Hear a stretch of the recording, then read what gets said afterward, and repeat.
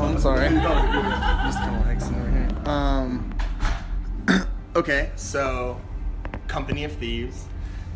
Let's start this. What is the most expensive thing you've ever stolen? Oh, this is so lame. Grapes from the produce section. Yeah. Just like an individual grape, just like sneaking one, or like a whole bundle? And really just sort of like tasting them. I know I'm too young for this, but I definitely have stolen batteries because the line was too long at a CVS and they were really, really slow. Yeah, but batteries are... I was like, I can't. I would give you $100 right now if you would let me, but I have to go. My time is more. Like, I had to go. God, that's almost like stealing like printer ink. That's like really valuable. I know. So how did the name come up? Or you just like, obviously you're not kleptomaniacs. So like how did the name kind of come up? You know, I don't know. Over the years, there's been all these feelings that we've had about our name. I think we heard the expression once in the Company of Great Thieves. What's the one I heard recently? God will come like a thief in the night. It's just this, I don't know, it's a feeling.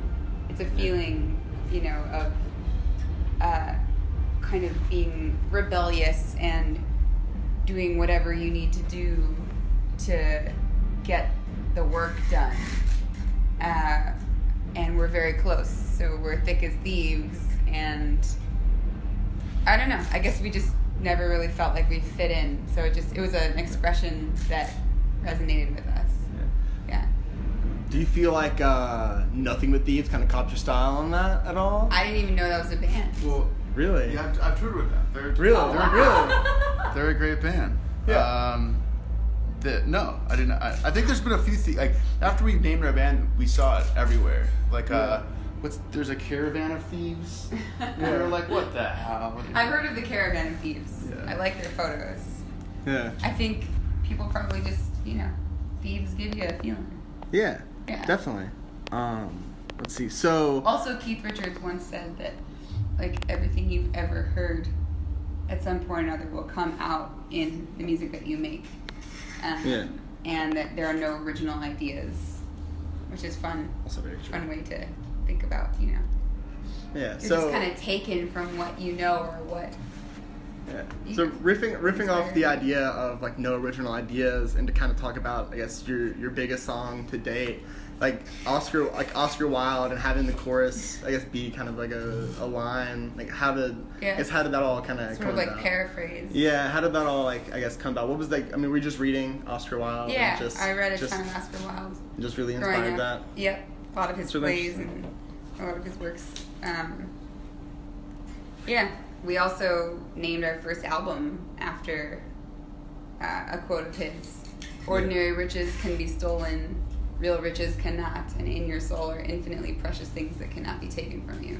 That's a really cool quote. Yeah. That's really neat. Yeah, you guys have a lot of just really interesting, like, poetic kind of lyrics like that in a lot of like songs, even like in Treasure, and a lot of new stuff. I really, really enjoyed that. But getting kind of on kind of the comeback trail, when you guys first got back in the rehearsal space after kind of not being Company of Thieves for a while, was that feeling like you just picked it right back up, like it never left, or did you have a feeling out period of like learning the new nuances that you guys had after kind of evolving as musicians? Mark? We kind of picked up where we left off, but it was also like the feeling of almost like covering a song in a way, because, you know, after not playing them for 5 years, there's so much growth and evolution that takes place, obviously, and playing the songs from our present self didn't feel the exact same as when it was actually present back in the day. Yeah. But then I think when we played our first show, that's where it really felt like nothing happened and everything just fell right into place, where it was like not like we were just on another Company of Thieves tour. And it's just like, it was really bizarre. But I think in rehearsals, Bizarre in a good way. Yeah, I think in rehearsals too, we were like trying to like, you know, make a few little changes to make it more fresh for us, and make it more natural to play to or to sing to, and not do things just because that's the part of the song, you know. Yeah. So trying more to just bring in a new flair to it, rather than trying, like I said, to cover your old style. Only if it doesn't feel natural, because I think that's the biggest thing when you see a band. You want it to feel as an audience member, you want it to feel some kind of sincerity, and that's what hits an audience, you know, the hardest. So like we want it to feel that way for us, or else that's never gonna happen. Yeah, if something is like feeling like there's a natural resistance, we'll like change directions.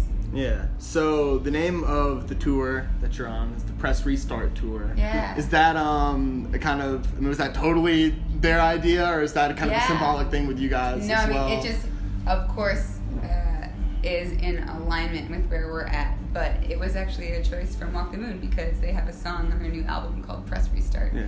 And but we're also in a total, you know, restart mode, so it felt very appropriate when we found out about it. So keeping on the kind of restart thing, the last album, Running from a Gamble, released in May 2011, right? Yeah, May 2011, and Spotify released in the United States in July 2011.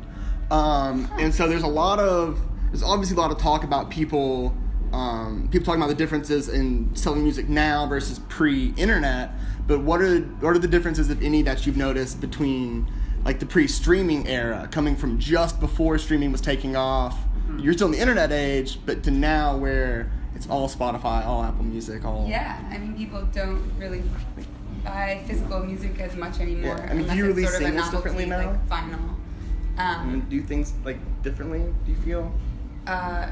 In any way? In what way? On what end? I mean, like, does it feel differently? Like, do you release album? Like, you have this single that you've had out, and you've had it out for a while, and you have another one, I think, coming out in February? Yeah, February. And it's like, would you usually stagger them like 7 months apart without the streaming age, or is that a product of the comeback, or like do things like that, like the way you market your albums and the way you decide to release singles here and there, has that changed? Yeah, because it's so much more accessible now on the internet, which is a really fun way to approach sharing anything. Because, now that it's so easy to do that, it's fun to spread it out. Because before, you know, when everything was just physical, you know, album cycles that bands released could run anywhere from, you know, 1.5 years to 3 years.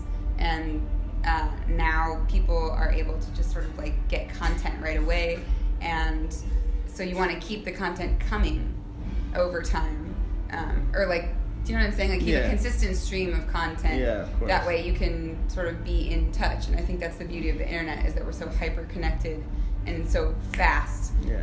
So that's why, I mean, I don't think it's because of streaming. I think streaming exists because of the change in our culture. That's what I mean. Yeah. Like with the internet, though, is like you connect with each other faster and easier. So then streaming just makes sense because you want that thing right there, and you don't have to go to a physical box store to get it. You know, you can just get it from your house on your computer. I guess something that's changed that's really positive with streaming is that, you know, there's just tons of artists that are sharing music all the time. And so if you really, you know, love the experience of like finding new music, every day is like being, you know, in a treasure trove. Yeah. You know. So, kind of on a different note, what are some of the you guys' favorite songs to play live now versus like in the original run? Has that changed at all? I don't know. Me personally, I just like playing music, and it's fun for me to discover the songs new every time we share them with people, because it's not ever the same. Like it's never been the same.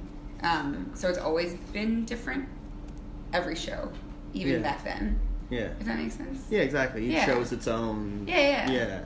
Exactly.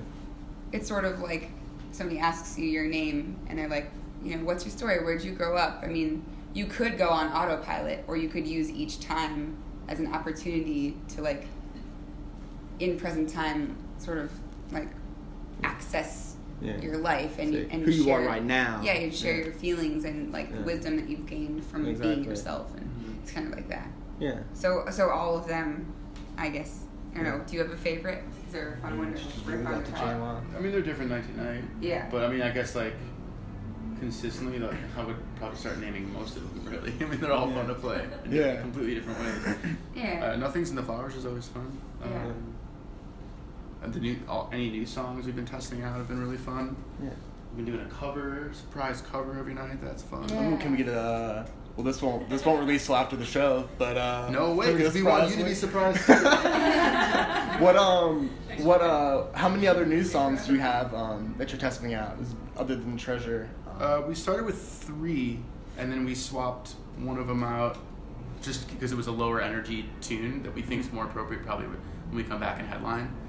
And we want to keep like everyone's excitement up because our whole job is to like get the crowd up and amped for that, for Walk the Moon. Yeah. So we don't want to like bring them down for a song that they don't know yet. Yeah, so exactly. hence the surprise cover. Okay, cool. Yeah. Awesome. Well, I don't want to keep you guys too long. I know we're kind of late and you guys got to type.